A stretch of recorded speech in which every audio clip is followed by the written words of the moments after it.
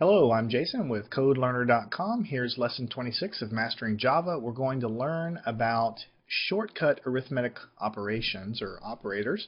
And basically these are things I'm mostly teaching you because you might see it in other books when you go deeper into Java. You might see it in code fragments. You may choose to use them yourself. That's up to you. I don't use them too much, but they are useful for a lot of people. What I'm trying to illustrate at the top is this is how you might typically write something. If you were going to take x and add to it something and store the result back into x, then you might write x is equal to x plus y. Or if you're doing multiplication and you were multiplying x by something and then storing it back into itself, you might say x is equal to x times y. Well, these things pop up a lot when you're modifying a variable by adding or subtracting or multiplying or dividing by something else and storing it back into that variable. And so here's the shortcut version. If you have x is equal to x plus y, you can write that as x plus equals y. And this means exactly what it corresponds to on the left. X is equal to x plus y. Down here, x is equal to x times y, and so on. X is equal to x divided by y. So to show you that, let me create a couple of integers, x, and we'll set this equal to 2. And y, and we'll set this equal to 3. Right? So we have two integers here. Let me go ahead and space this out properly. And what we want to do then is typically what you'll say is x is equal to x plus y. That's the long way to say it. So then you might say system.out.println like this.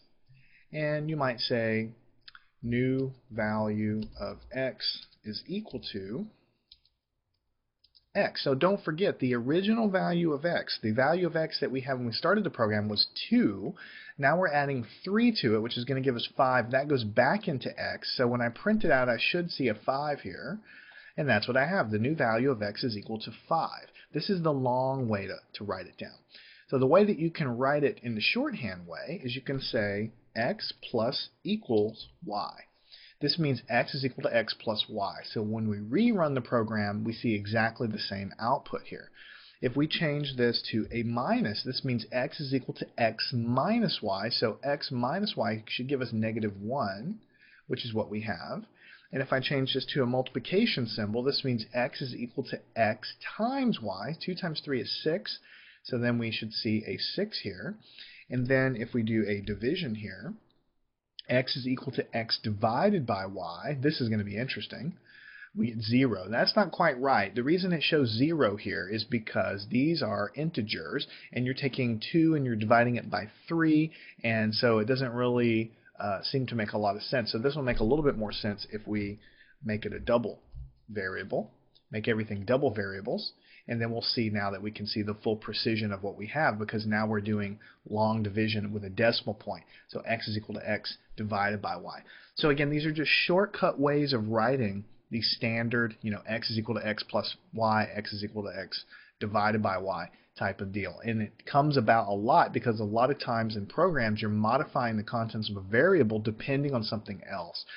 Personally, if it's me, I like to write it out. X is equal to x divided by y. I just like to see it like that because to me it looks more like math, and I'm a math guy, so I like to see it all written out in terms of an equation. It helps me visualize it. But lots and lots and lots of people really prefer to keep really tight, very compressed code. It's more readable to those guys, and I understand and respect that. So I'm showing it to you here so that as you're going through Java, you can learn that technique, and as you read other code fragments, as you increase your knowledge of Java, you will then have those tools available and know what they mean.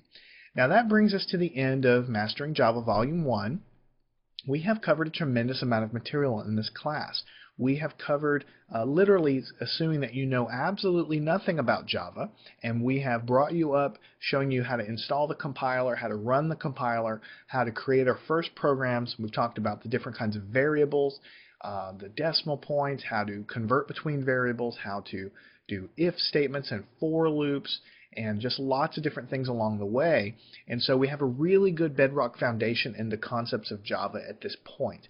Now, you can't cover all of Java language in one volume of video lessons. It's just impossible. So what we're going to do here is stop it here. I think you have a very good foundation to go write some real programs and play around a little bit. Work the exercises that we've provided as part of this class. Make sure you understand all of those.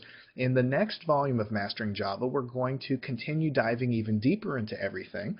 We're going to be talking about different kinds of looping statements called while loops and all kinds of other manner in which you can control the branching of your programs in more detail than we can do with just an if statement here. And then we'll eventually get into methods and classes and strings and arrays and all the other things that I know you all want to get to eventually. But we have to crawl before we can walk. So in these lessons here, we've tried to set the foundation. Work with me on in Volume 2 and subsequent volumes of Mastering Java, and we will build your programming skills one by one, lesson by lesson, and step by step.